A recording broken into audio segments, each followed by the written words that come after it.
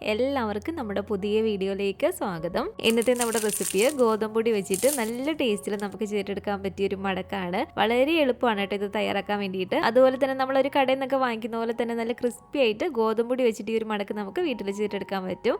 ഈ ഒരു വീഡിയോ കണ്ടുകൊണ്ടിരിക്കുന്ന സമയത്ത് നിങ്ങൾക്ക് ഇഷ്ടപ്പെടുവാണെങ്കിൽ മറക്കാതെ തന്നെ ഒരു ലൈക്ക് ബട്ടൺ കൂടെ ഒന്ന് ക്ലിക്ക് ചെയ്യണേ.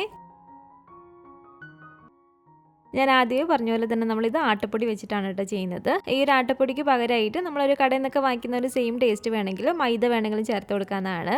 അപ്പോൾ 250 ml ഈ ഒരു കപ്പിൽ 2 കപ്പ് അളവിൽ ആട്ടപ്പൊടി ഞാൻ ഈ ഒരു പാത്രത്തിലേക്ക് ഇട്ട് കൊടുക്കുകയാണ്. ഇനി ഈ ഒരു പൊടിയിലേക്ക് ആവശ്യത്തിനുള്ള ഉപ്പും കൂടി നമുക്ക് ചേർത്ത് കൊടുക്കാം.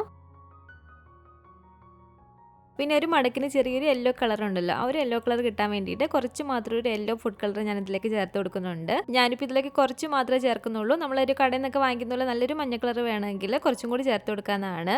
ഈ ഒരു കളർ ഇതുപോലെ ചേർത്ത് കൊടുക്കുന്നത് ഓപ്ഷണലാണ് കേട്ടോ. നമ്മളൊരു കടയിൽ നിന്നൊക്കെ മടക്ക് വാങ്ങിക്കുന്ന പോലെ ആ ഒരു കളറിൽ കിട്ടണമെങ്കിൽ ഇതുപോലെ കുറച്ച് മാത്രം നമുക്ക് ചേർത്ത് കൊടുക്കാം. ഇനി ഇതെല്ലാം കൂടി ചേർത്തിട്ട് നമുക്ക് നല്ല പോലെ തന്നെ ഒന്ന് മിക്സ് ചെയ്തിട്ട് എടുക്കാം. നന്നായിട്ട് ഇതുപോലെ മിക്സ് ചെയ്തതിന് ശേഷം ഇനി നമുക്കിതിലേക്ക് ആവശ്യത്തിനുള്ള വെള്ളം ഒഴിച്ച് കൊടുത്തിട്ടൊന്ന് കുഴച്ചിട്ടെടുക്കേണ്ടതാണ്.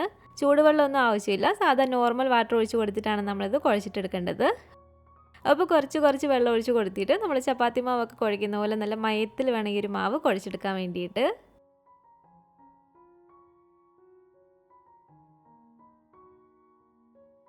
കുഴച്ചെടുക്കുന്ന സമയത്ത് നമ്മുടെ കയ്യിൽ വല്ല ഒട്ടുന്നതായിട്ട് തോന്നുന്നുണ്ടെങ്കിൽ ഒരു 1/4 ടീസ്പൂൺ അളവിൽ ഇതുപോലെ നെയ്യ് ഉരുക്കിയത് ചേർത്ത് കൊടുക്കാവുന്നതാണ്. അപ്പോൾ ആവശ്യത്തിനുള്ള വെള്ളം ഒഴിച്ച് കൊടുത്തിട്ട് നല്ല സോഫ്റ്റാക്കി ഞാൻ ഈ ഒരു മാവൊന്ന് കുഴച്ചെടുത്തിട്ടുണ്ട്. ഞാൻ ഈ ഒരു മാവ് ഇതുപോലെ കുഴച്ചെടുക്കാൻ വേണ്ടിയിട്ട് ആദ്യം ഒരു 300 ml വെള്ളമാണ് കേട്ടോ എടുത്തിരുന്നത്. അതിലെനിക്കിപ്പോൾ ഒരു 125 ml വെള്ളം മിച്ചം വന്നിട്ടുണ്ട്. അപ്പോൾ ഒരു 175 ml വെള്ളമാണ് ഞാൻ ഈ ഒരു മാവ് കുഴയ്ക്കാൻ വേണ്ടി എടുത്തിരിക്കുന്നത്. ഈ ഒരു വെള്ളത്തിൻ്റെ അളവ് കറക്റ്റ് ആയിരിക്കണമെന്നില്ല, നമ്മളെടുക്കുന്ന ഗോതമ്പൊടിയുടെ അനുസരിച്ച് ചിലപ്പോൾ കൂടിയോ കുറഞ്ഞൊന്നും ഇരിക്കാം. കുറച്ച് വെള്ളം ഒഴിച്ച് കൊടുത്തിട്ട് ഇതുപോലെ നല്ല മയത്തിൽ നമ്മളൊന്ന് കുഴച്ചെടുത്താൽ മാത്രം മതി, ചപ്പാത്തി മാവൊക്കെ കുഴയ്ക്കുന്ന പോലെ. ഇനി ഈ ഒരു മാവ് നമ്മൾ റെസ്റ്റ് ചെയ്യാൻ വെക്കേണ്ട ആവശ്യമൊന്നുമില്ല. ഏകദേശം ഒരേ വലിപ്പത്തിൽ തന്നെ നമുക്കൊരു 12 ബോൾസ് ആക്കി ഇതുപോലെ ഒന്ന് ഉരുട്ടിയിട്ടെടുക്കാം.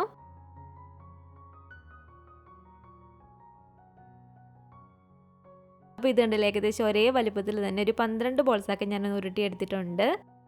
ഇനി നമുക്കിതിലേക്ക് വേണ്ടത്, ഞാൻ ഈ ഒരു പാത്രത്തിലേക്ക് ഒരു 4 ടേബിൾ സ്പൂൺ അളവിൽ നെയ്യ് ഇതുപോലെ ഉരുക്കിയത് ചേർത്ത് കൊടുക്കുകയാണ്.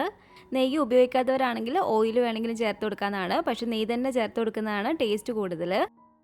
ഇതിലേക്ക് നമുക്കൊരു 4 ടേബിൾ സ്പൂൺ അളവിൽ വറുത്ത അരിപ്പൊടിയും കൂടി ചേർത്ത് കൊടുക്കാം. സാധാരണ നമ്മൾ പത്തിരി ഇടിയപ്പമൊക്കെ ഉണ്ടാക്കാൻ എടുക്കുന്ന വറുത്തിട്ടുള്ള അരിപ്പൊടിയാണ് കേട്ടോ. ആ ഒരു അരിപ്പൊടിയും കൂടി ചേർത്ത് കൊടുത്തതിന് ശേഷം ഇതുപോലെ നന്നായിട്ട് നമുക്കൊന്ന് മിക്സ് ചെയ്തിട്ട് എടുക്കണം. ഇതുപോലെ മിക്സ് ചെയ്ത് വരുമ്പോഴത്തേക്കും ഇതൊരു ചെറിയൊരു ക്രീമി പരിവായിട്ട് ഇതുപോലെ വേണം ഇരിക്കാൻ വേണ്ടിയിട്ട്. ഇതിവിടെ റെഡി ആയിട്ട് നമുക്കൊന്ന് മാറ്റി വെക്കാം. ഇനി നമ്മൾ നേരത്തെ ഒരു 12 ബോൾസ് ആക്കി ഉരുട്ടി മാറ്റി വെച്ചിരുന്നില്ലേ, അതിൽ നിന്ന് ഒരു മാവ് എടുത്തിട്ട് നമുക്കൊന്ന് പരത്തിയിട്ടെടുക്കണം. ഈ ഒരു മാവ് നമ്മൾ പരത്താൻ വേണ്ടിയിട്ട് ഒരു കൗണ്ടർ ടോപ്പിലോ അല്ലെങ്കിൽ ഒരു ചപ്പാത്തി പലകയിലോ കുറച്ച് അരിപ്പൊടി തൂക്കി കൊടുക്കണം. വറുത്തിട്ടുള്ള അരിപ്പൊടിയാണ് കേട്ടോ തൂക്കി കൊടുക്കേണ്ടത്. എന്നിട്ട് ഈ ഒരു മാവ് ഇതുപോലെ വെച്ച് കൊടുത്തിട്ട് കൈ കൊണ്ട് തന്നെ നമുക്ക് ആദ്യം ഇതുപോലെ ഒന്ന് പരത്തി കൊടുക്കാം. 2 സൈഡിലും ഒരു അരിപ്പൊടി നന്നായിട്ടൊന്ന് ആക്കി കൊടുക്കണം. അപ്പോൾ അരിപ്പൊടി നന്നായിട്ട് ആക്കിയതിന് ശേഷം നല്ലപോലെ തന്നെ നമുക്കിതൊന്ന് പരത്തിയിട്ടെടുക്കാം. നമ്മൾ ചപ്പാത്തിക്കൊന്നും പരത്തുന്ന പോലെയല്ല, കുറച്ച് നല്ല നൈസായിട്ട് വേണം ഇത് പരത്തിയെടുക്കാൻ വേണ്ടിയിട്ട്. നമ്മളിത് പരത്തിയെടുക്കുന്ന സമയത്ത് ഒട്ടിപ്പിടിക്കുന്നതായിട്ട് തോന്നുന്നുണ്ടെങ്കിൽ നന്നായിട്ട് ആ ഒരു സമയത്തൊക്കെ അരിപ്പൊടി ഇതുപോലെ വെതറി കൊടുത്തിട്ട് വേണം നമ്മൾ പരത്തിയെടുക്കാൻ വേണ്ടിയിട്ട്. അപ്പോൾ നമുക്ക് നല്ല സ്മൂത്തായിട്ട് ഇത് പരത്തിയെടുക്കാൻ പറ്റും.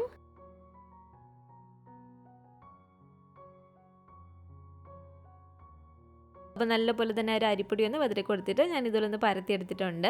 ഇതിപ്പോൾ കണ്ടില്ല, ഇതുപോലെ നല്ല നൈസായിട്ട് വേണം കേട്ടോ നമ്മൾ പരത്തിയെടുക്കാൻ വേണ്ടിയിട്ട്.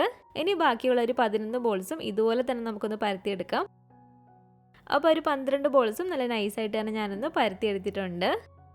പരത്തിയതിൽ ഇതുപോലെ ഒരെണ്ണം എടുത്തിട്ട് നമ്മൾ നേരത്തെ മിക്സ് ചെയ്ത് വെച്ചിരുന്നില്ല ഒരു നെയ്യും അരിപ്പൊടിയും കൂടെ, അത് വീണ്ടും നന്നായിട്ട് തന്നെ ഇതുപോലെ ഒന്ന് മിക്സ് ചെയ്ത് കൊടുക്കണം. കുറച്ച് സമയം നമ്മൾ ഇതുപോലെ വെക്കുമ്പോഴത്തേക്കും ആ ഒരു അരിപ്പൊടി അടിഞ്ഞിട്ട് നെയ്യ് മാത്രമായിട്ട് മുകളിൽ ഇതുപോലെ വന്ന് കിടക്കും.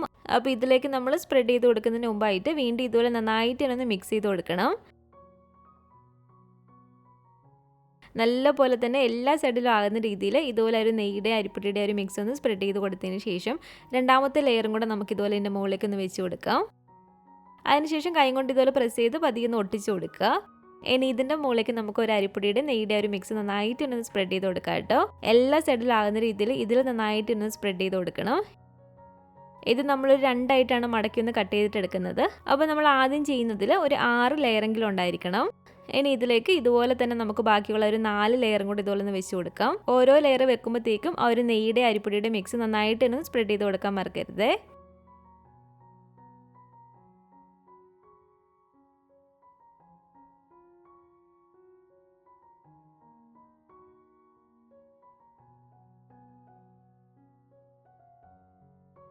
ഇതിപ്പോൾ 6ാമത്തെ ലെയർ ഞാൻ വെച്ച് കൊടുത്തിട്ടുണ്ട്. ഇതിലേക്ക് ഞാനൊരു നെയ്യുടെ അരിപ്പൊടിയുടെ മിക്സ് ഒന്ന് സ്പ്രെഡ് ചെയ്ത് കൊടുക്കുകയാണ്.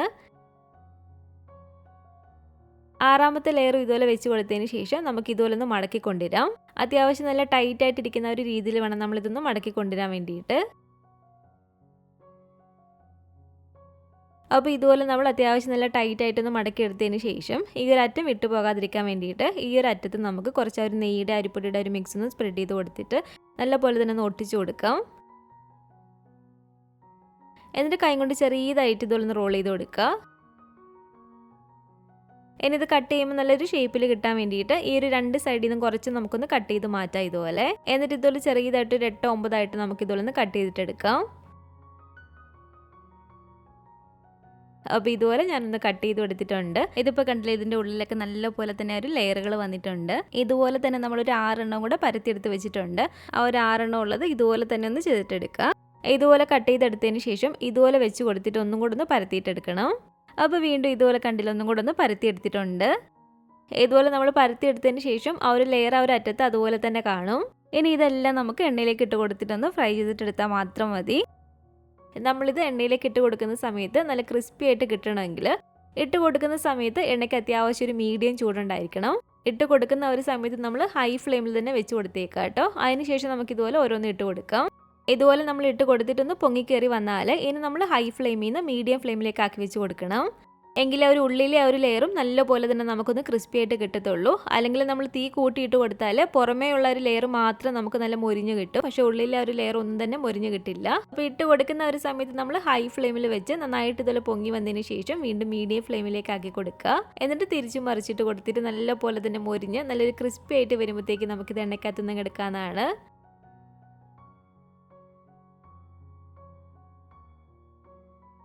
നമ്മൾ എണ്ണയ്ക്കകത്തുനിന്ന് എടുത്തിട്ടൊന്ന് തൊട്ട് നോക്കുമ്പോഴേ നമുക്ക് മനസ്സിലാവും നല്ല ക്രിസ്പി ആയിട്ട് തന്നെ കിട്ടിയിട്ടുണ്ട്. ഇതുപോലെ ഈ ഒരു പരുവായിട്ട് വരുമ്പോഴത്തേക്കും നമുക്കിത് എണ്ണയ്ക്കകത്ത് നിന്ന് കോരി മാറ്റാവുന്നതാണ്. അപ്പോൾ എല്ലാം തന്നെ ഇതുപോലെ ഒന്ന് ഫ്രൈ ചെയ്തതിന് ശേഷം ഇനി നമുക്ക് ഈ ഒരു പാനിലേക്ക് ഒരു 3/4 കപ്പ് അളവിൽ പഞ്ചസാര ചേർത്ത് കൊടുക്കാം കേട്ടോ. 250 ml കപ്പിൽ തന്നെയാണ് കേട്ടോ ഞാൻ പഞ്ചസാര അളന്നെടുത്ത് കൊടുത്തിരിക്കുന്നത്. ഈ ഒരു പഞ്ചസാരയിലേക്ക് നമുക്കൊരു 1/2 കപ്പ് അളവിൽ വെള്ളം കൂടി ചേർത്ത് കൊടുത്തിട്ട് നല്ലപോലെ തന്നെ ഇളക്കി കൊടുക്കാം. ഒരു മീഡിയം ഫ്ലെയിമിലിട്ട് കൊടുത്തിട്ട് തന്നെ നല്ലപോലെ തന്നെ നമുക്കിതൊന്ന് ചൂടാക്കിയിട്ടെടുക്കാം. ആ ഒരു പഞ്ചസാരയൊക്കെ നന്നായിട്ടൊന്ന് ഉരുകി വരണം. ഇതൊരു ഹാഫ് സ്ട്രിങ്ങോ ഒറ്റനൂൽ പരുവൊന്നും ആവേണ്ട ആവശ്യമില്ല. നന്നായിട്ട് തിളച്ച് കയറി ചെറിയതായിട്ടൊന്ന് കുറുകി വന്നാൽ മതി. ഈ ഒരു സമയത്ത് ഇതിലേക്ക് നമുക്ക് വേണമെങ്കിൽ കുറച്ച് ഏലക്കാപ്പൊടിയും കൂടി ഇതുപോലെ ചേർത്ത് കൊടുക്കാവുന്നതാണ്. അപ്പോൾ ഇതുപോലെ നന്നായിട്ട് തിളച്ച ഒരു പഞ്ചസാരയൊക്കെ നമുക്ക് നല്ലപോലെ തന്നെ ഉരുകി കിട്ടിയിട്ടുണ്ട്. ഈ ഒരു പാകമാകുമ്പോഴത്തേക്കും നമുക്ക് ഫ്ലെയിം അങ്ങ് ഓഫ് ചെയ്ത് കൊടുത്തേക്കാം. അപ്പോൾ ഇത് കണ്ടില്ല, നമ്മുടെ ഒരു മടക്ക് എല്ലാം തന്നെ ഞാൻ ഇതുപോലെ ഫ്രൈ ചെയ്തെടുത്തിട്ടുണ്ട്. ഇതിപ്പോൾ കണ്ടില്ല, നമ്മളൊരു കടയിൽ നിന്നൊക്കെ കിട്ടുന്ന പോലെ തന്നെ നല്ല ക്രിസ്പി ആയിട്ട് തന്നെ നമുക്ക് കിട്ടിയിട്ടുണ്ട്. ഇനി ഓരോ മടക്കും എടുത്തിട്ട് നമ്മൾ തയ്യാറാക്കി വെച്ചിരിക്കുന്ന ഈ ഒരു പഞ്ചസാര ലാനിലേക്ക് ഇതുപോലെ ഒന്ന് ഇട്ട് കൊടുക്കാം. ഒരുപാട് സമയം നമ്മൾ ഇതിലേക്ക് ഇട്ട് വെച്ച് കൊടുക്കേണ്ട ആവശ്യമൊന്നുമില്ല. ഇതുപോലെ ഒന്ന് ഇട്ടിട്ട് 2-3 തവണ തിരിച്ചു മറിച്ചൊന്ന് എടുത്താൽ മതി. ഇതുപോലെ ഓരോന്നും നമുക്ക് ഒരു പഞ്ചസാര ലാനിയും കൂടെ ആക്കി കൊടുക്കാം.